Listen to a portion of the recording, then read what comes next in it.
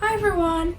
So this is my third book review on Fearing the Black Body, The Racial Origins of Fat Phobia by Sabrina Strings. And I think this is a really important book to review and encourage people to read because it literally talks about why we view fat as bad and how it's become linked with morality and being unhealthy and being lazy, and all of that stems from racism, which is not something I knew before I read this, but luckily somebody had shared this on Instagram and had said, oh, this is a really good resource, so that's what made me decide to read it.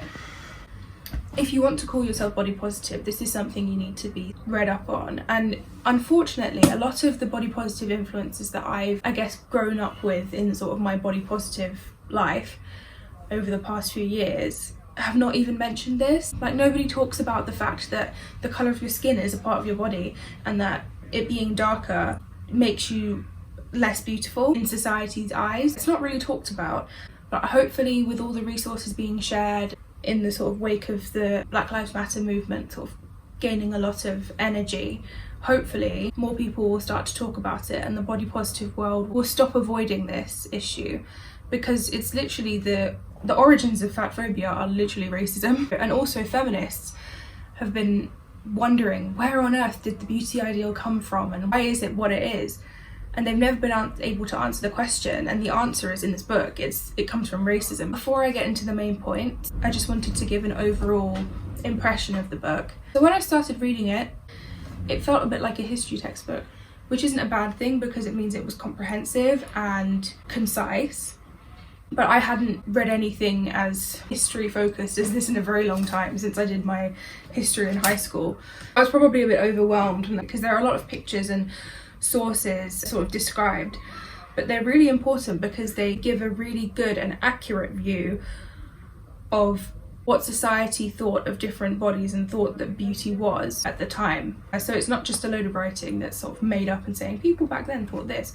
It's backed up with really good sources. Eventually, as I started reading it, everything started to come together. The main threads and the main views that prevailed throughout history with regard to the fat body, the female body, they all started to make sense, and I started to see where they'd really come from. Actually, the bookmarks that you see, the pink ones are every time a beauty standard changed or something was added to it, and the orange are things that I felt had a direct correlate with things that we think now in the world about beauty and about race and the way we treat people of colour. Don't worry, I'm not going to go through all of them, but I just thought it would be a good idea to demonstrate how much beauty standards change. One person decides that, oh, that's not beautiful anymore, this is beautiful, and starts to impose it on everyone else. And throughout history, that started off with being philosophers, and then scientists, and then religious people, and eventually all of those melded and became sort of the medical world.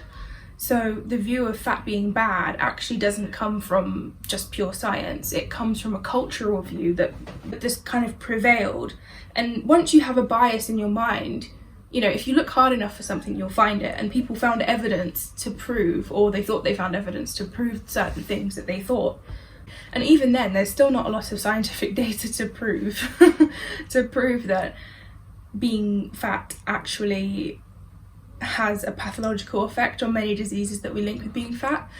So yeah, I mean, even in the 60s they found that there wasn't a link between obesity itself and heart disease, but everybody still thinks that obesity causes heart disease. I mean, I'm in medical school and that's what they teach me. There was actually a study that found by the CDC in the USA. Caroline Flegel did this, and I would definitely recommend looking at her work because she did some really amazing research on obesity and BMI. But she found that actually if you're overweight, you have a lower risk of death than people in the normal weight category.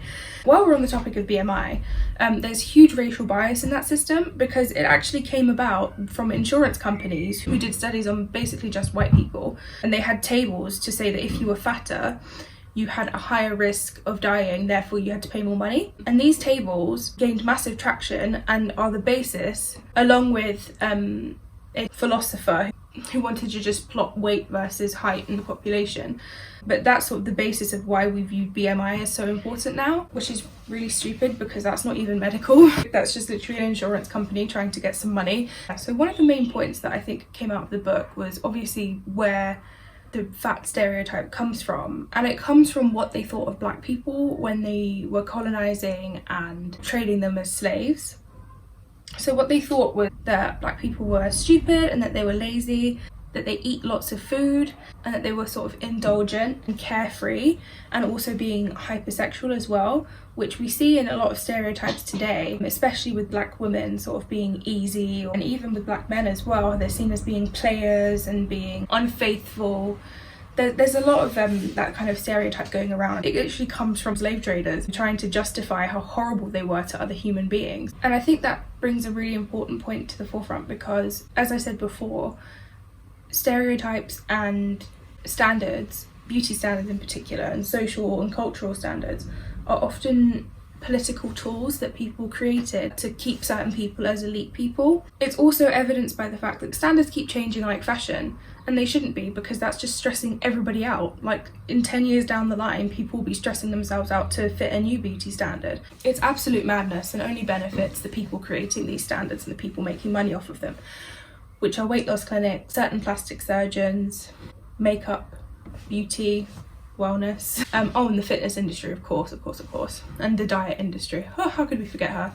One of the last things that I wanted to mention actually was the fact that the link between being fat and unhealthy wasn't actually founded in science. There was no study that was done to prove it. It was literally just some religious people saying if you're fat, you're being greedy and therefore you're bad and you're going to be unhealthy and you're going to die. But yeah, and that also, the whole religion thing links into how being fat is being seen as morally bad, and how people say, oh, those are bad foods, oh, I'm being good today because I've not had a piece of cake, or I'm being bad because I've had an extra, I don't know, portion of chips. That sort of good and bad and that moral language that comes with fat phobia in the diet industry. Like Weight Watchers calling their points, at one point they were called sins. It's like, how is it a sin to eat? It all comes from this. It all comes from racism, which is, I think, it demonstrates how important it is for us to dismantle the system of racism and oppression. But yeah, and the last thing I wanted to mention was the fact that in this book, also some big names are mentioned. They talk of Cosmopolitan and Harper's Bazaar and their sort of contribution to fat phobia and racism. And it talks about Charles Darwin, and we know him for natural selection and how things are inherited, but actually he believed that obesity is inherited racially. So it passed down the line of black people and people of colour, and the darker you were, the more likely you were to be obese. His research was sort of underpinned by eugenics and trying to keep the race pure and white and Aryan, which not a lot of people talk about, but it's true. The book also talks about Kellogg, the guy who made cornflakes and the cereals.